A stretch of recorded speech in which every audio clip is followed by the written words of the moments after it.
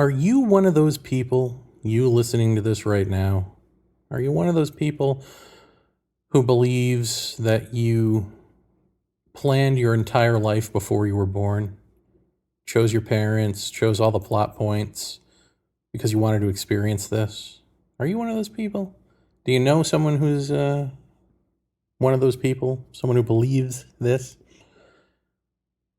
If so, have you ever noticed how you or your friend or family member never believe that by choosing this life, it means that you were a bit of an a-hole prior to being alive? A bit of a redundant, boring person who just wanted to experience a redundant, boring story. I mean, everyone I know who believes that uses it as an excuse to not really have to, well, either take responsibility for themselves in this life, or to feel bad about things they should feel bad about, including, but not limited to, the abuse they suffered as children or continue to suffer as adults. Have you noticed that? I mean, if you chose everything, you shouldn't rest in the solace of, oh, everything's predestined. This is all just an act. No. No, right? Like, if you chose all this, you chose to pollute the world. You chose to go to war or ignore war. You chose to do the most selfish things you could possibly do. Because once you get over the hump of, oh, I chose my parents, therefore I wanted to experience the beatings they doled out or the mental abuse they doled out or whatever it is. Hey, maybe your parents were great. Who knows? But whatever it is, then you're stuck with, oh, the rest of my life where I'm an adult, making decisions that are probably primarily predictable because, let's face it, humans only live out the same several stories over and over again. We live them out. So if we're choosing this, we're choosing this sameness, and this sameness is not exactly how you say perfection. Then you can't hide behind, well, there is a certain perfection, the perfection of we chose this to learn something that you're not actually learning because you mapped it all out. So that means you already know it. So there's nothing to learn. Oh, you just wanted to experience it for the sake of experiencing it. I mean, whatever gives you a smile about your horrible life is what you're going to believe, as opposed to, like, the fact that, hey, in this life that you're choosing to deny responsibility for, you make some pretty awful, selfish decisions. And some of those aren't exactly all of our fault in some sense. Like, we're born into societies that, that are comprised of us, sure, but like a whole bunch of other us's. And these other us's have decided that, criminal institutionalism should be the rule of the day. And since we live in that society, we have to use these institutions, right? Like, and the polluting things, cars and airplanes and all of that, like, we got to use something. We got to get around because that's the society we live in. We need the internet because that's the society we live in. So unless we're going to, at some point, just go live in the woods somewhere, but then someone's going to take that away from us to build houses, right? Like, there's no really getting away. And those people apparently chose their reality too. They chose their parents and the society they're going to live in. They created all this, like a video game, They created the suffering and sort of the worst, stupidest construct you could, and then said, I want to go inhabit that, just like you. And so it's not like, isn't this so great? It's like, oh, isn't this just an extension of who I am right now then? The decisions I make now. I mean, either I'm that jerk off now, and I was just born here, and through circumstance and my own decisions, I became what I became, or I chose all of this beforehand. Either way, you're still left with you. You see what I'm saying? It's just how far back do you extend? So there is no rest in that notion. There is no, oh, look, everything's pre-planned. I create my own destiny. Well, you sure do. But whether it's right now or prior to birth, look at what you chose. Look what you chose to inhabit. Look at the society you chose and the parents you chose and the experiences you chose to have. How wonderful. Because they don't just affect you, they affect other people, right? It's not like, were you just sitting around choosing and going, I'm going to choose the thing that really hurts my neighbors. I'm going to choose the thing that oppresses people and creates third world countries. Or I'm going to choose to be oblivious to it all, or to do just as much. I'm going to create a life for myself where I do just as much as I feel comfortable doing, but not enough to really affect any change. This is what we chose before we were all born? And we're cool with that? That's a good thing that absolves us of our responsibility?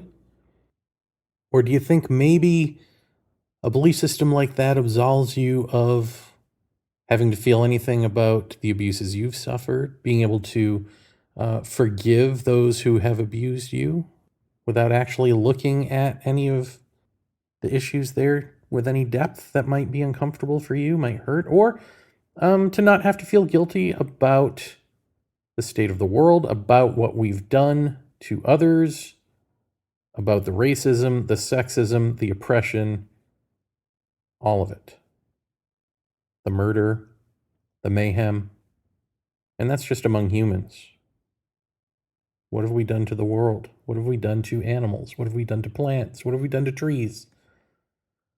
What have we done to the Mama Earth? What do we want to do to Mars?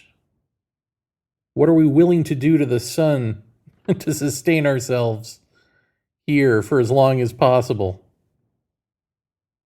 When you suffer or feel guilty about causing suffering, one great way to not look at that, if you're a religious person, is to say, it's all part of God's great plan.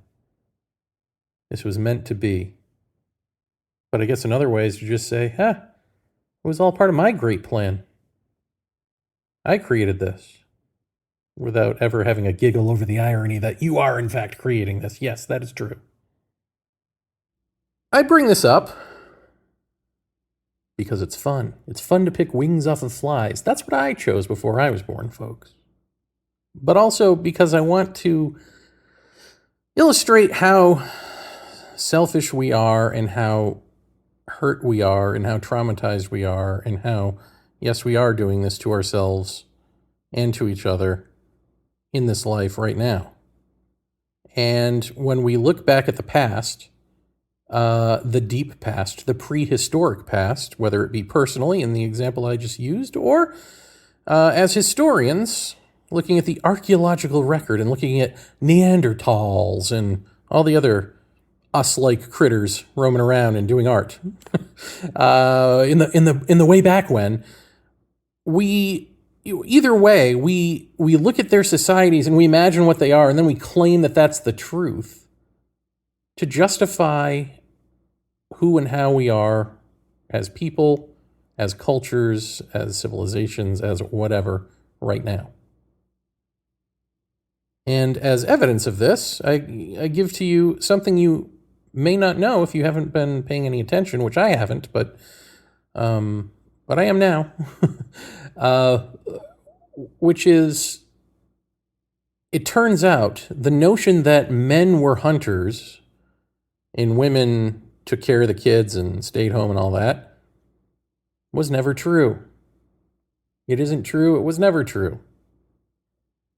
But not only did we treat that as true for so long, we went further and said, therefore, males were the evolving force of our species. And this was assumed because, I guess originally males had to run down, it was assumed, run down their prey and just tucker out their prey. Their prey would run from them and they would get tired and then they'd move in. But also using tools, doing agriculture, these sorts of things. And let's really hone in on what that means. There's the sexist connotations, right? Like men are big and strong and women aren't, which is weird to me because here in Hawaii, women are big and strong too. I can't imagine that the men were just doing the hunting and gathering. But also, let's think about that. There are indigenous cultures around the world still. And in some of them, certainly the men are the ones who primarily do the hunting, but in some of them, not. So why did we do a one-size-fits-all for prehistoric past? Why did we build everything that we thought we knew about the prehistoric past on sexism? Isn't it because our cultures come from, westernized cultures come from Middle Eastern cultures, the Bible or Bibles, written words that contain their own sex roles?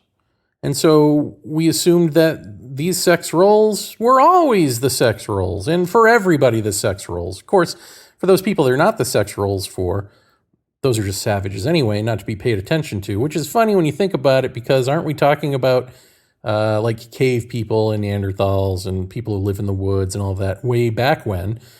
Do we consider them savages too? Or it's weird how we hold the people who live in nature now as at worst savages, or at best just kind of like dummies who believe in animism and stuff. And isn't that cute? Isn't that adorable? They seem to know something about plants. Let's get high with them. But when we look back in the deep past, we have more reverence for them as like, wow, look at these people. They knew how to use tools. They knew how to paint on caves and stuff, which everybody knows how to do. So it's just weird to me. But I digress. We looked back and, the white male powers that be in the 1960s said, this is what happened. Men hunted and therefore evolved people. And women took care of the kids and, gathered berries and stuff, prepared the meals, all of that. And it wasn't based on the evidence. And of course, it takes female researchers to come in and go, wait a minute. Wait, you guys are ignoring all of this evidence to make that claim. Why do you want to make that claim? Well, you want to make that claim because you want the continuity of patriarchy, right? Because if men are the evolutionary driving force, then women are lesser than that, right? If women aren't the evolution, they're creating babies, sure, but you're advancing them, you're progressing them. So they're baby factories, and you're the forward-thinking evolutionary force of the species. Now let's take a look at what that means. Well, it means when we look back and we think that way, we think, oh, these people knew how to kill. Yeah, it was for food. But was it? Because what did we evolve? We evolved ways to kill. This is the way we think about it as Westerners. We don't tend to be thankful for our food. If we are, we're thankful to a God for creating objects called animals that we can kill and eat, that are in our way otherwise. We can destroy and take their homes and make our homes and all that. But we're not really thankful to the animals who have given their lives to us, or because animals are just soulless toys down here for us to do with what we please. Unless they're our favorite pet or horse. Come on. Limits, people. So we kill and we eat, and we're to be thanked for that. Maybe God's to be thanked for that too, around the dinner table. Thank God for men, right? Or else we wouldn't be eating. We wouldn't be going out there and learning better ways to kill. And then, of course, we end up taking those ways, those tools, which we call evolution, and we start killing each other with them. Right? So the line here of evolution is men hunt, men find better ways to hunt, which means through weapons. So we make weapons, and then we learn to kill. in bigger and better ways and start wars. So war is deeply rooted in us as a factor of evolution. Our ability to go to war in bigger and better ways is an evolutionary trait, is something to take pride in. Right? Are you seeing this? That's the story we've been telling ourselves. Not because it's true, it's not true, but because it justifies who we are now. It justifies our power structures personally and societally. But because it isn't true, and because we live in that untruth, it promotes these sort of neurotic, delusional, repetitive societies. So we consider it progress and evolution, but really it's stagnation. We just keep playing out, again, the same several stories over and over again because we never get it right, because we can't get it right, because those stories, which are our lives, are telling us something is wrong. But when we search for an answer, when we search for how do we solve the wrong thing, how do we make it right, we tend to look within more of the wrong. What other wrong people have said, what other wrong people have done. What is the antidote to being wrong people? And then we stay in our loop of our wrongness, keep thinking we're going to keep looking and we're going to find it, and we don't. Because that entire mind is what's wrong. That mind is what's wrong. So how are we going to look for an antidote to the wrong mind within the wrong mind? We can't do it. And the implications of that are scary. So rather than, or at least they appear scary at first when you don't know how you're to look at that question of what do we do. It looks scary, and so it's easier to just say, well, I guess I chose all of this before I was alive, so yippee, I'm off scot-free, I'm off the hook. Cheat code, video game cheat code, everyone. I'm awake, I'm out of the matrix. Or to look back at history and go, well, this is evolution, and the progress that we're making is slow and incremental. And then, of course, you see, here we are again, back in war after war. Slow and incremental indeed. The enemies are savages, of course. They're lesser, they're animals, they're barbaric. And we're the civilized. Naturally, that's true whichever side of the war you're on, but that doesn't mean both sides are equally right or equally wrong. It's not a both sidesism in that sense, in terms of the cause of the war, but in terms of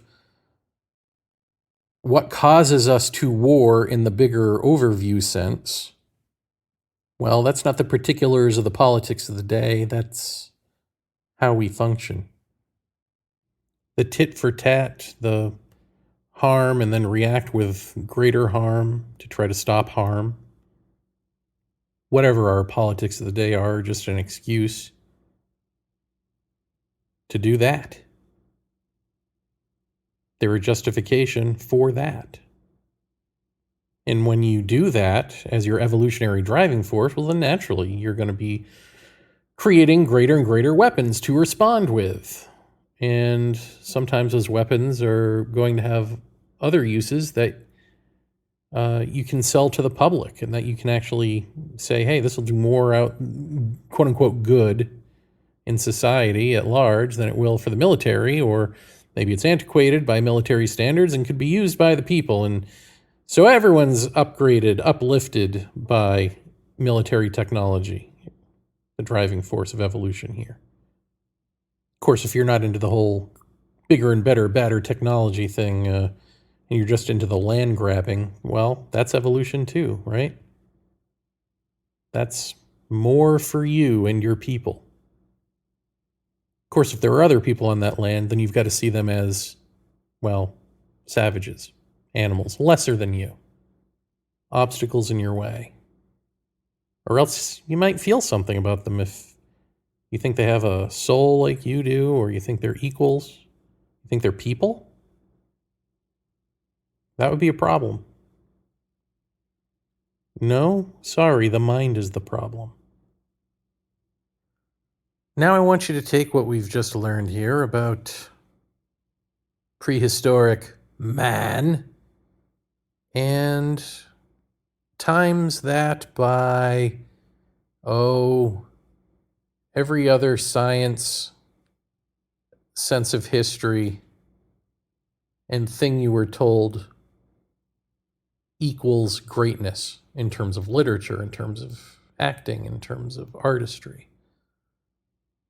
Isn't everything we think we know told to us and taught to us by experts who are building upon the backs of giants, right? In their various industries. But those giants were like overtly sexist, overtly racist, overtly Christianized in this culture at least.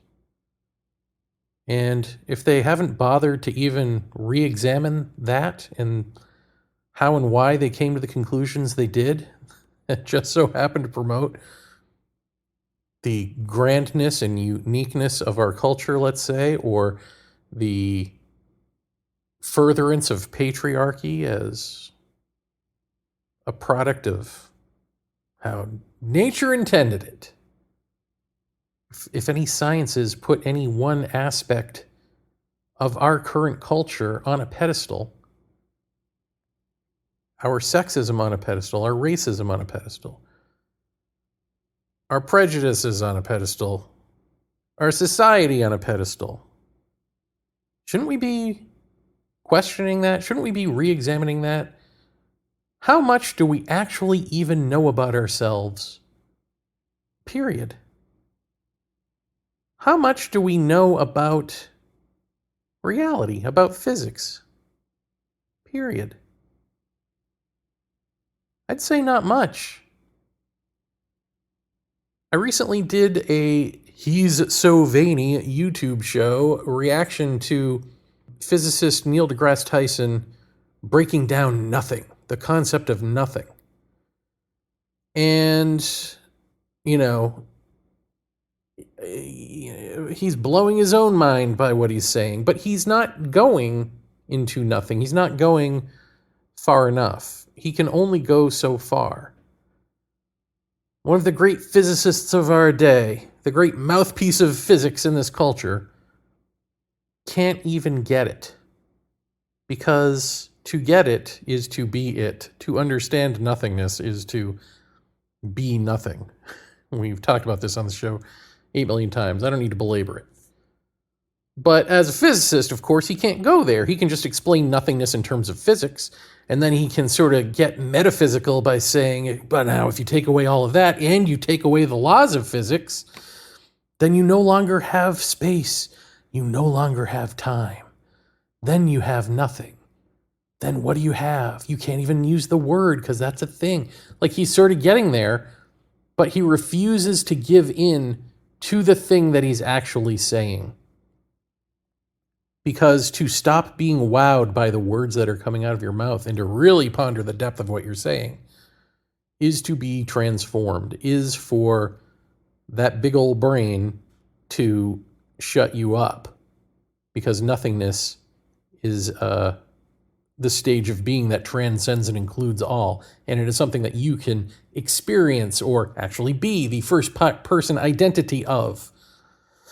Because nothingness is intelligence per se. Nothingness is nothing, and nothingness is everything, and that everything is intelligence being, and blah, blah, blah. But that's for you to be, not for me to spout off like some hippy, dippy, trippy guy. But he's all too satisfied to just do the hippy, dippy, trippy thing and then get right back to his science, because that's how he stays in control of the thing he's getting to, but not really getting to. He's getting there with words and with thoughts and all of that, so that he doesn't have to be it. He can just think about it and keep it an intellectual exercise. So all of that is to say that even with physics, We can't know reality. We can't know anything that's of any use to us. We can tinker around with facets, but the wholeness that is us is never going to be found or expressed through physics. The wholeness that is us is never going to be found or expressed through time, through looking back, through our record, through figuring out where we're going, through projecting a future, or through doing the same redundant crap over and over again and calling that human nature, or calling that, I chose this before I was born, or calling that manifest destiny, or calling that, hey, God's behind all of this, we're fine. What are we doing? We're projecting. We're projecting this big, horrid mind onto everyone else. Whatever I think about you, that's what you are. Whatever meaning I give you, that's what meaning you have. If I don't think that you're an equal, then you're a savage, and whatever your customs and rituals are silly. And if you're an animal, I don't believe that you have any customs and rituals at all. You're just an animal doing animal stuff. You know?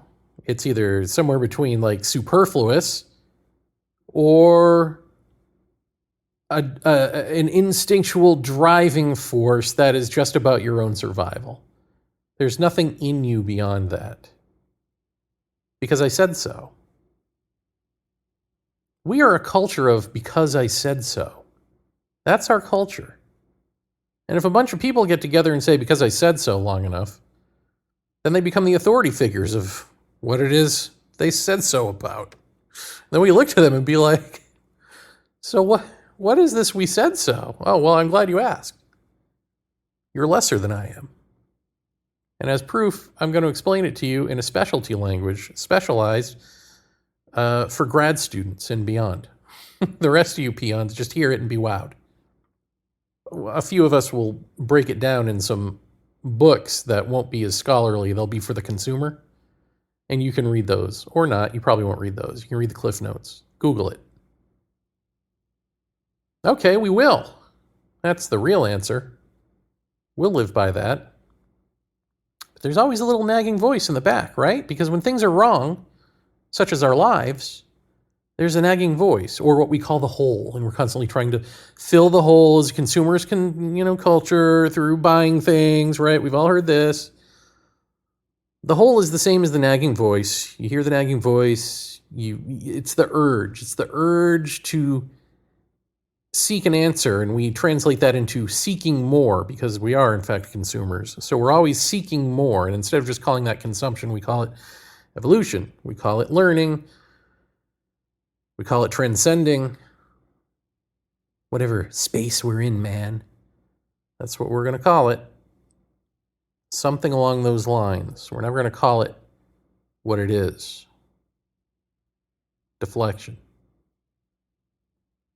And when we keep hearing that voice over and over again, rather than stop looking in the ways that we are, we tend to just go, I guess happiness and fulfillment and joy and all those great things, those are just ideals that come and go. They're fleeting. They're not our natural state. They're fleeting. Otherwise, I would have been fulfilled permanently. I wouldn't just keep jumping around from fulfillment to fulfillment like a leapfrog. Although that frog leaping around seemed pretty happy. But let's not call it happy. Let's call it ignorant. That frog doesn't know any better.